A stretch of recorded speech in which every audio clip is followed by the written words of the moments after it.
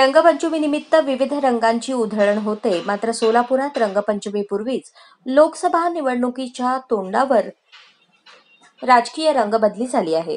अकलूजचे मोहिते पाटील, माजी आमदार दिलीप माने, रश्मी बागल तसेच कोमल ढोबळे यांनी आपले राजकीय रंग बदलले आहेत. लोकसभा निवडणुकीच्या तोंडावर भाजपकडून विविध छोट्या पक्षांना एकत्र करत बचावात्मक पवित्रा घेतल्याने देशातील राजकीय समीकरणे अचानक बदलली गेली.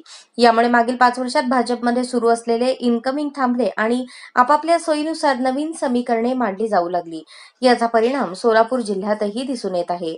माढ्यातून भाजपने रणजितसिंह निंबाळकरांची उमेदवारी घोषित करताच अकलूजकरांनी बंडाचे निशाण फडकावले. अशात फलटणहून रामराजे नाईक निंबाळकरांची साथ मिळाली.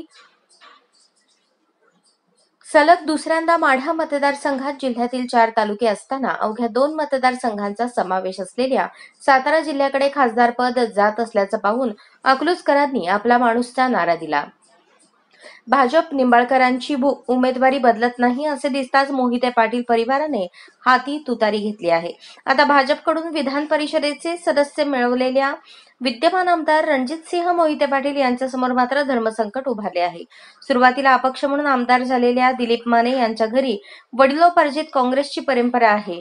पुढे दिलीप माने काँग्रेसमध्ये स्थिरावले, मात्र सहकार क्षेत्रात शरद पवार यांच्या बरोबरीने वावरले. जिल्हा मध्यवर्ती बँक, मार्केट यार्डात राजकीय जोडे बाहेर सोडत राष्ट्रवादीच्या बरोबर कायम राहिले. मध्येच शिवसेनेत जाण्याचा आत्मघातकी निर्णय घेतल्यानंतर मागील 5 वर्षाचा काळ विजनवासात काढावा लागला.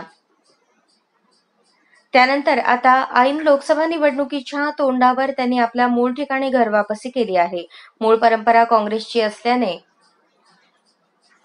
राष्ट्रवादी किंवा काँग्रेस हाच माने यांचा रंग होता. मध्येच भगवा रंग प्रिय झाल्याने आता जुना रंग पुसून नवा रंग खेळण्यास माने यांना कितपत यश येते यावर त्यांची विधानसभेची रंगपंचमी अवलंबून आहे. या बातमीपत्राचे प्रायोजक आहेत हॉटेल चित्रा एक्झिक्युटिव्ह.